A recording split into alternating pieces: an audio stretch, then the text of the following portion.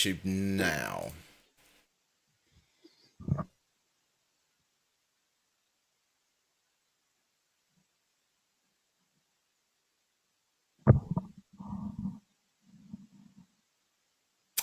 Well, a very good day to you. We are live. I think you know from my channel that I'm on a mission to find out how independent podcasters can make hit shows. And as part of that, I'm making these special shows called Cracking the Podcast Code. And in each, I'm interviewing someone that I've spotted who is doing one particular thing exceptionally well with their podcast project. It could be content, social media, getting guests even, anything at all that they have really stood out on. So there's a problem with podcasting, right? A lot of the same guests go on to a lot of the same shows and deliver basically the same interview to the same people. It's boring for listeners, and while it helps us network, it doesn't grow our audience beyond that particular circle. So what do we need to do to get good original content? Now, to some extent, that of course comes down to the guest to say something original, but it also comes down to us to pick the right guests. And one man who's doing just that is Mike Fisher from the Anyway Whatever podcast. Now, Mike lives in LA, and he has a podcast aimed at people who are in the creative industries. Now, you might think being in LA, all he has to do is open his door and creative guests just pour straight in, but that's not the case. So what is his secret? Well, let's find out, because I really want to learn this too. Let's get Mike on right now, and a very good evening. Well, good day to you, Mike. How are you? Hey, Rick, how are you? I am very well indeed. I'm looking forward to hearing your advice here. So let's get straight into it, and we'll talk about your podcast itself in a few seconds as well. If there's one thing you've done which has transformed the guests you get, what would you say it is? I guess if there's been a transformation, it really has only come from just, I put out an episode every week. I never fail. And so I'm really consistent. And so I think that people see what I'm doing. They're like, oh, this guy's serious. And so, I've had people reach out to me as often now, more often actually at this point than people I asked to be on the show. And so if I had to say anything, it's just consistency. It's just staying consistent and having a professional look and a professional social media, experience and all of that kind of thing. Yeah. That's a really good point. So is that something that you felt yourself, or is that something you've had feedback from guests as to, I saw it, I thought you were good, I want to be here? I definitely have heard, I love your show, I'd love to be on. That has definitely been, but I don't think I've had anybody specifically say like, oh, it's really professional looking or whatever like that. It's mostly just, I'm a fan, I'd love your show, and, could I be on? If people ask, that's generally what it is. So consistency. I mean, it's funny because I would immediately go, okay, that's something to do with production, that's something to do with managing your time. But as a way of getting guests, that's really interesting that you say that. Yeah. One of the things for sure is that you mentioned it a little bit, and it's like there's a lot of guests go on a lot of podcasts, and so there's this as a person who runs a show, the weight is this person on so many shows that nobody from their group of people is going to listen to them on my show versus there's always the balancing act between the guest and the host of trying to get something out of it from each other. It's like you want to be able to tap into both people's audiences. And, if a guest has been on 50 shows just like yours, like none of they could have 100,000 followers on social media, and they're probably not going to listen to your show because they're just tired of hearing that person on a million shows. So there's a little bit of spy work to be done there, And you want that unique content as well. As I say, that's one of my things about the whole network thing. Is great, you get within that bubble, but you're just repeating the same things over and over again. Because if you've heard Joe, who does the same interview on every podcast, why are you going to listen to that particular one? Exactly. If you are a fan of Joe, but at the other hand, I have my own fan base, and so they want to be on to gather from mine. So if somebody's interesting and they're not necessarily part of my normal, my normal pool of guests that I might particularly pick from, it's still in my best interest to have them on, right? Yeah. Yeah. So let's talk about this journey, because it's very obvious when you look at the shows that you've done. You know, you started off, and I remember we've spoken before, and you started off with kind of getting a few guests, and you kind of put it together and stuff like that, and it's just escalated. It's gone up. So tell us a bit about your first starting attempts, and also kind of what went right and what went wrong when you did it at the beginning, rather than what you've learned further down the line. What were some of your early experiences of trying to get good guests? Well, to begin with, I am extremely fortunate that I have, since I was very, very young, early teen years, I got involved in the underground music scene and the art scene, and all of my passions in life have stayed the same, and I've stayed in the same type of work and the same type of lifestyle all of my life. So one of the things that I have is I know a lot of really cool people from having just lived the life that I've lived. And so it wasn't very difficult for me to get good guests right away, because these people were just my friends. And so I definitely did. I don't look at my original guest as like any different than any other guests I have. I'm super fortunate that I've had a really good guest the entire time. But what the change has been for me is that, like I'd mentioned, like people coming to me to be on my show, that started like within the first 2 months. After like probably the first 10 to 15 episodes, I started getting agencies from people Really? I'd never heard of, authors, bands, film directors, who started coming to me. And that was like a super weird shock. I was like, oh, I wasn't expecting that to happen so fast. So I think one of the benefits of being friends with all of the people who were probably my first 20 guests were that they were all my friends, like people I've known forever. So I was able to have a very comfortable conversation with people right away. This was all by design. I knew I was going to do this podcast, and I knew that the way I was going to get good at it fast was to talk to people I was comfortable with. So it just seemed like a conversation I would be having if I was on the phone with them. And that just worked. And it always does. Whenever I listen to your show, it does. It almost sounds like I'm eavesdropping and shouldn't be there. It's like you guys are just bantering off each other, like it's just carrying on a conversation, which you've done really well at. Like that is it. Whenever I get compliments on my show, that is always the first thing people say is like, "Oh, it just sounds like I'm the other person in the room listening to you talk with one of your friends." And I could not have asked for a better success if that's the success that I have, I think it's interesting though, because you're saying that this was your niche, this was the stuff you knew about, and these were the contacts that you had already. And it's like, one of the shows that I tried to do in the past, which didn't work, was a politics show, and I had been working in politics. And one of the things with politics is that when you're no longer useful to people, they don't bother talking to you anymore. So all of a sudden, all those contacts that I had, which is a very different environment from what you were working in, dried up. So could I get them on? No, because I was no longer any particular value to them. Doing another podcast, so what? But if you're in something, there's a chap who I've been talking to recently who's got this fantastic channel. I'm trying to remember. It's Tommy's Outdoors. And he talks all about outdoor life, about rewilding, about animals, whales and stuff like this. And he's got some fantastic people that come on that show because he's got these connections already built up. And I think that's a great lesson from what you've said there, which is use your existing network in that niche that you're interested in. If I was giving any advice to anybody starting a podcast, number one thing is you have to pick a topic you will never get tired of.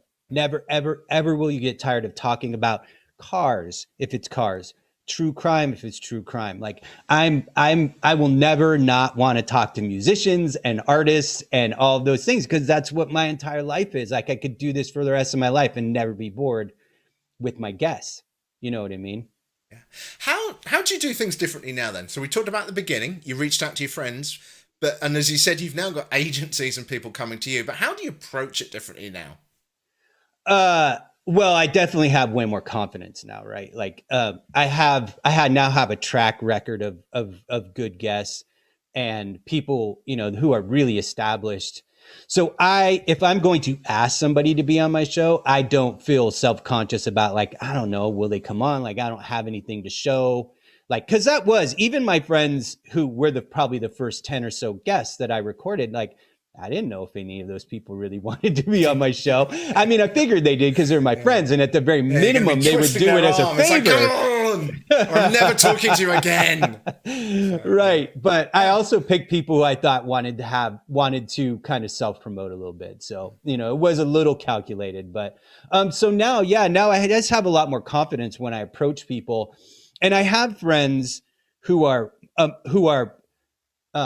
quite famous, who I would have never asked I for sure was like, I'm not asking any of these people in the first 6 months, because if I actually want them to give me their time, because like as an example, from the film and TV show series Jackass, like I'm friends with Jason Wee Man Acuna, and there's no way I'm asking Wee Man to be on my show in the first 6 months, even though we're friends. And I know he'd say yes. Like, I'm saving that, and so now I'm at the point where I'm like, hey, Jason, do you want to be on? I know they have a new Jackass movie coming out. So I'm like, hey, do you want to be on the show?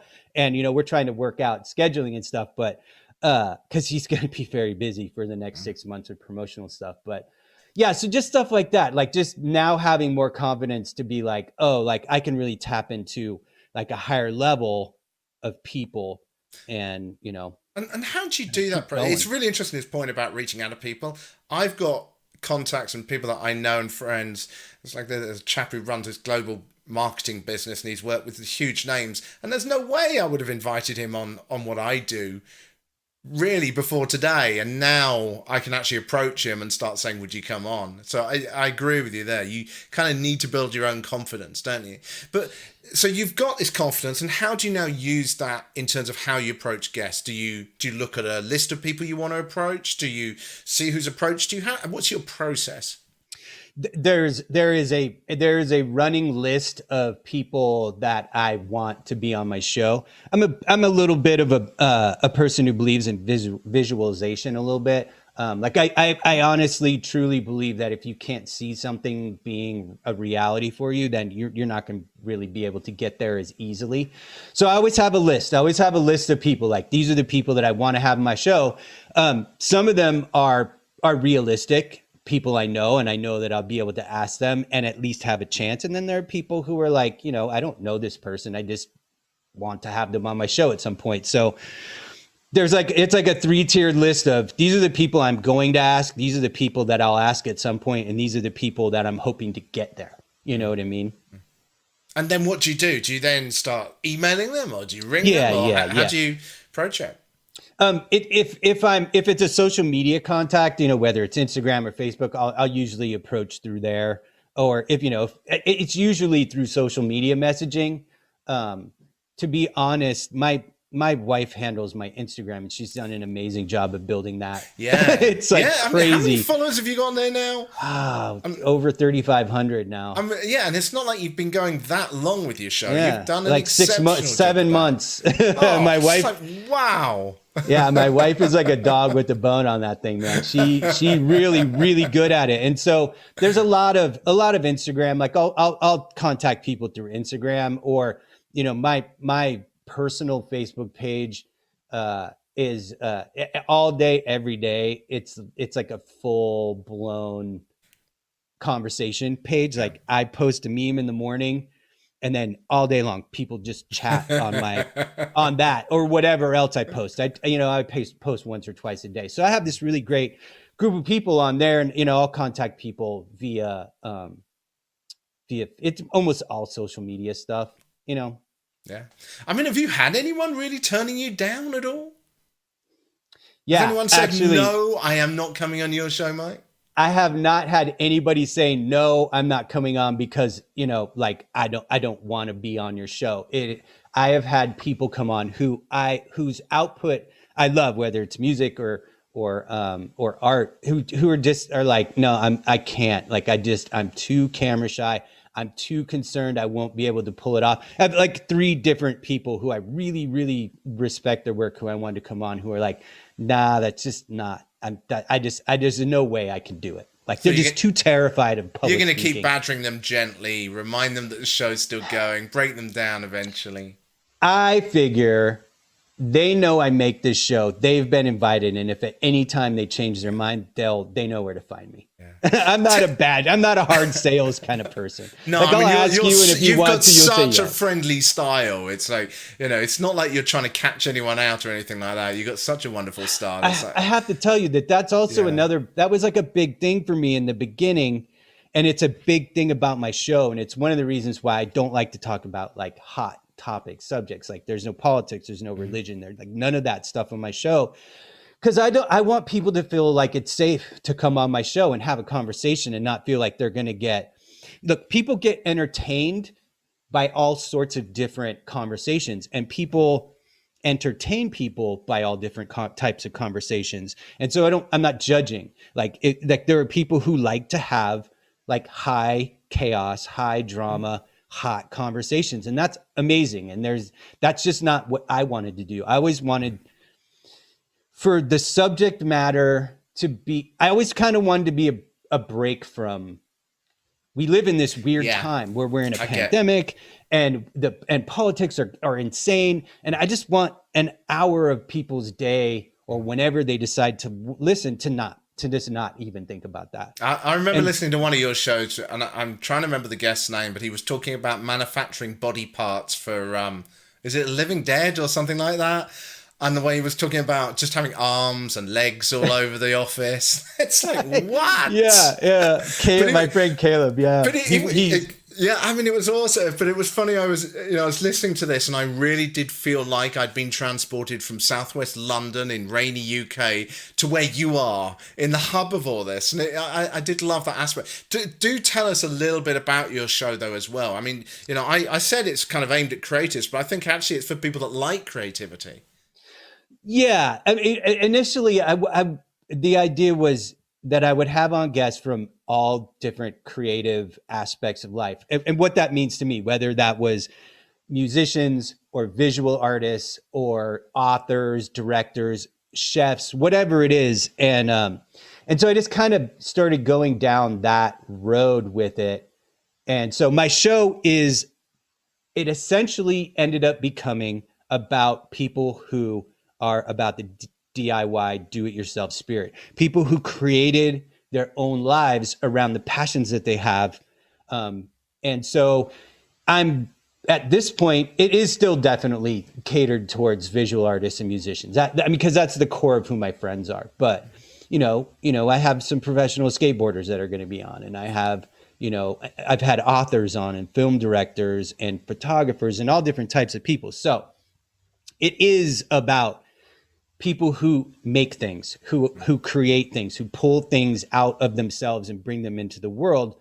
And I'll never not be interested in that. And I know that other people are interested in that too. So that's but it also is important to me. One of the things that I learned growing up in the underground music scene was that, you just don't wait for somebody to do something for you or to give you permission. If you want to put out a record, you put it out. If you want to have an art show, you find a place that will allow you to put stuff on the walls and you just get to it yourself. And so pretty much every single person that has been on my show fits that bill, no matter who they are. And it's been kind of like a happy accident, I guess. I think, I think you nail it on the head there, isn't it? It's escapism in a way, isn't it? It's funny when I first got into journalism, and I got into it by accident. I kind of fell into it. And I remember going to report on a motorsport event.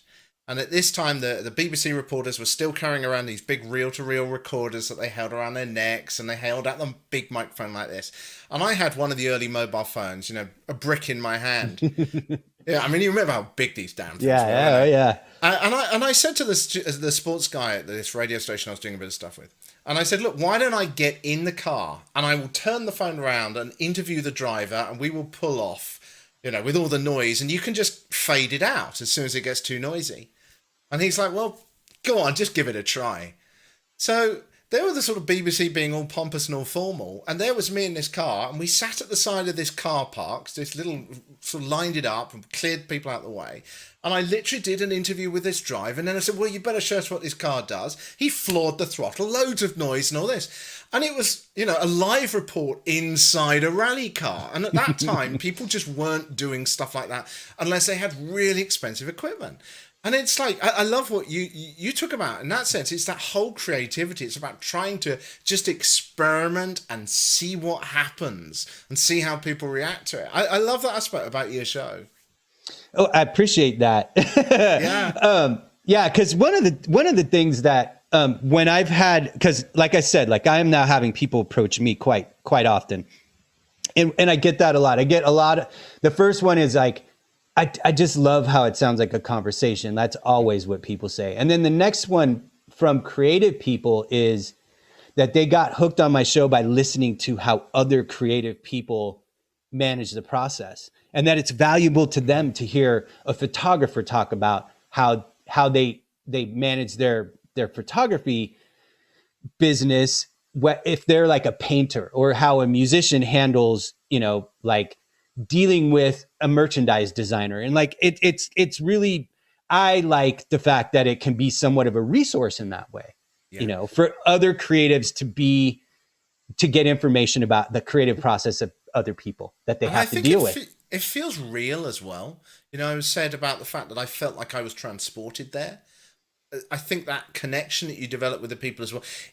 There's a perception, I think, perhaps if you come from outside that LA and from outside that entertainment bubble, that this is another world. I mean, I found this again with journalism and radios. People thought, oh, it was some kind of, magic that happened some way. And it's really interesting to listen to your show in the sense that it feels like, actually, you know what? These are real people. They really are enjoying themselves and doing this stuff. And I love that feeling of, being able to almost be part of it by listening. So I love that. Yeah, I appreciate that too. And, I think a little bit of that is that I don't, at this point, I still don't have like gigantic, like I'm not having like Joe Rogan level guests, like Elon Musk isn't coming on my show. And so, it's still kind of it's still a lot of people who kind of work in the underground thing. And, it's not a lot of big Hollywood, although I have definitely had a couple people who work in Hollywood in prominent positions on the show. So I don't know. Yeah, but that's the point. But that's the point, isn't it? You're going up.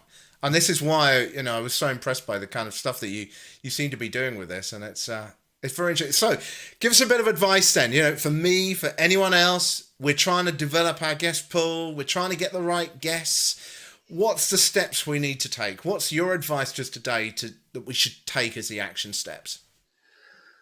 Well, like I had said initially, is make sure that you are doing a show that is something that's interesting to you, and from there find other people that fit into whatever that interest is. If your show is about gardening, get people whose work you respect and ask them to be on your show. You should always be a fan of the person who's going to be on your show. And even the people who came to me who I didn't know anything about them or what their work was, whether it was an author or a musician, I did my homework. Yes. And I read the book, or I listened to their record or whatever, and I tried to become a fan of what they were doing. And I've been also very fortunate that I have not had a single guest on whose work I was not immediately impressed with and wanted to have on the show because of either becoming or already being a fan of their work. So be passionate about what your subject is, and be passionate about the people that you want to have on, because you're going to be comfortable talking about it. And then people who watch your show are going to be comfortable about coming on. Because that's like a thing too, right? Is like people, almost everybody who's going to be on your show will watch or listen to your show. And so they're going to check it out. They're definitely going to do their homework. And if they feel like, oh, wow, this is awesome. Like I'm listening to something that I enjoy and I want to be a part of that. That's huge. Like that is a huge thing. And I think that I've benefited from that. Like, that has to be the biggest benefit to my guest pool, is guests wanting to be on my show because they've listened and they liked what they heard. So be passionate about your subject. It will show. So start with your friends, build something that looks good. Build something that looks good, that looks like it's professional, that people like, that people might who might come on like it and want to be part of, and then they will start coming to you. That's what it sounds like for me. Yeah, and that's really been the case. I mean, I'm very lucky. I'm a professional graphic designer, so making something that looks professional that Yeah, was I know. built in. I must admit, I am super jealous. My design is just like, I am so non-design. It's like, Like I would recommend to anybody who's doing any project, no matter what it is, if you don't have that skill, hire hire somebody who Mike. does. Whether it's, I mean, I never had like edited audio ever before I did this. And so, in the beginning, the first few episodes when I was getting, webcam audio, I had to like send that out to a guy who was a guest, shout out Dan Snow at Anarchy Post, to do my audio cleanup until I could learn how to do it myself, because I needed it to be a certain way and I didn't have that skill yet. So never be ashamed to get somebody who can do what you need to get done. Yeah. Even if it's just in trade for having them on your show, like if they're willing to be on your show as an exchange for, a graphic design template for your thumbnails or whatever. Good tip. Good tip. Do that. Mike, it's been a huge pleasure having you on. Thank you so much for sharing your experiences. It really, really is appreciated. And I'm sure we will be speaking again at some point. I'm sure we will, yeah. Yeah, I mean, as I say with this whole show here, it's all about trying to crack the podcast code by looking at specific aspects of what other people are doing that really stands out. So I'm going to carry on doing these as parts of my overall Can I Make a Hit podcast project. One of the things that Mike talks about is consistency. With my shows, you probably notice it jumps all over the place because it's all about experimenting and trying stuff. But I am still working on that show, which I talked about earlier this year, which is How Not to Get Old and Boring, which will be a short series with a bunch of people who I did some amazing interviews with who have absolutely bucked the trend and refused to get old. So that's going to be where all this stuff ultimately is leading to. But thank you very much to Mike for joining us. And I hope that's been interesting to you tonight, if you've joined us tonight or if you're listening to the podcast version. And of course, we'll be back with a lot more very soon. Thanks, Rick.